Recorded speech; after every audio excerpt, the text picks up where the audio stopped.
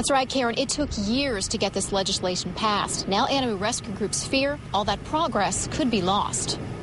Anytime a bill exists that threatens what Oklahomans have worked on for 3 years, it's a threat. Ruth Steinberger with Spay Oklahoma fears that any of the 4 bills authored by state lawmakers could destroy or render the Commercial Pet Breeders Act useless. One bill would totally repeal the act. 2 others would create exemptions. A 4th would prevent the new rules from being approved. That author, Senator Charles Wyrick, says having to purchase larger cages or hire more employees would break some legit breeders. He says, quote, "My concern is the rules we initially saw would punish the breeders who were following the USDA guidelines. This would affect the livelihood of private businesses. At the end of the day, we need guidelines that are fair to everyone."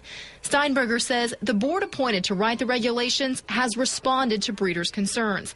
Now they mirror USDA regulations. She says during the negotiations, the board had to eliminate some rules they felt would protect animals. A number of things which were really pretty humane standards of care, they're gone.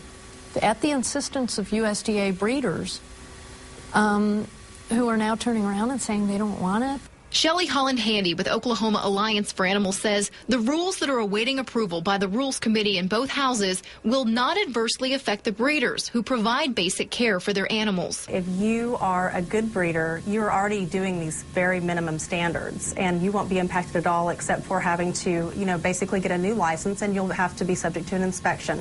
If you're not doing anything wrong, there's nothing to fear. If passed, the state regulations would take effect this July.